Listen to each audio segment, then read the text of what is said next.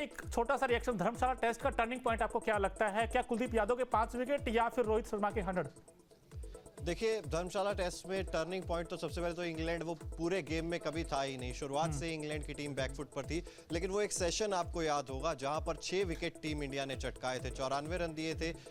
वहां पर जो एकदम से उस सेशन में इंग्लैंड की पूरी पारी कोलैप्स कर गई थी, वो मेरे हिसाब से इस पूरे मैच का टर्निंग पॉइंट रहा है। वहां से फिर इंडिया ने पीछे मुड़कर नहीं देखा और लगातार दबाव जो था इंग्लैंड के ऊपर बढ़ता ही चला गया। ये बड़ी जीत है पारी, और 64 रनों से अगर टीम इंडिया इस टेस्ट मैच को जीती है तो आप समझ सकते हैं काफी सारी चीजें इसमें निकल कर आई होंगी। बिल्कुल, बहुत बड़ी जीत है 64 रन पारी की।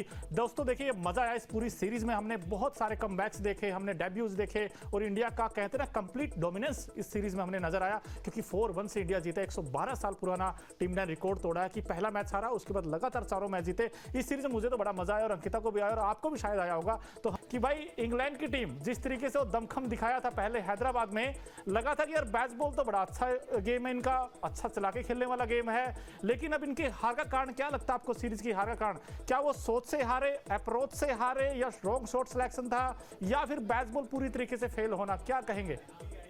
देखिए मोनू, बेसबॉल तो पूरी तरीके से फेल हुआ ही है। यहाँ पर इस बात को तो आप प्रमाण कर दीजिए, मोहर लगा दीजिए कि जो बेसबॉल चल रहा था इंग्लैंड में या ऑस्ट्रेलिया में या किसी भी कंट्रीज में, वहाँ पर तो बेसबॉल काम कर रहा था। लेकिन जब आप सब कॉन्टिनेंट कंडीशंस में खेलते हैं तब बेसबॉल कुछ नहीं कर सकता। ये चीज़ यहाँ पर प्रमाणित भी हो गई है। दूसरी चीज़ जो आपने कहा, हैदराबाद टेस्ट इंग्लैंड ने जीता था, वहाँ पर क्या चल रहा था? रिवर्स स्वीप चल रहा था, स्वीप चल रहा था। ऑली पॉप ने 196 रनों की पारी खेली थी। उस पारी की बदौलत ही टीम इंग्लैंड जो थी वो जीतने में कामयाब हुई थी। लेकिन उसके बाद कुलदीप यादव आते हैं, वो थोड़ा सा लाइन और लेंथ में चेंजेस करती है टीम इंडिया, अपनी रणनीति में चेंजेस करती है टीम इंडिया। उसके बाद क्या हुआ? जब इंग्लैंड को आपने मजबूर किया सीधे बल्ले से खेलने के लिए, आपने इंग्लैंड को कहा कि अब आप आपके हिसाब से नहीं, अब आप हमारे हिसाब से खेलेंगे। जब इंग्लैंड को हमने हमारे हिसाब से खिलाया, तब कहीं ना कहीं इंग्लैंड की टीम पस्त होती हुई दिखाई दी। और जो दूसरा सबसे बड़ा कारण है, इस सीरीज के शुरुआत होने से पहले हम कह रहे थे कि इंग्लैंड के पास अच्छे स्पिनर्स नहीं है, इनएक्सपीरियंस स्पिनर्स हैं, वो उतना अनुभव नहीं है उन स्पिनर्स के पास जो इंडिया में खेलने के लिए आ रहे हैं। लेकिन ये चीज भी तो देखनी होगी ना कि इंग्लैंड के स्पिनर्स ने तो अपना काम बखूबी किया है। इंग्लैंड के स्पिनर्स ने तो मुकाबले नहीं हराए। आपको मुकाबले किसने हराए? आपकी बल्लेबाजी ने। अब बल्लेबाजी इतनी शानदार थी यहाँ पर, अगर आप देखेंगे, जो रूट 100 से ज्यादा मैचेस खेल चुके हैं।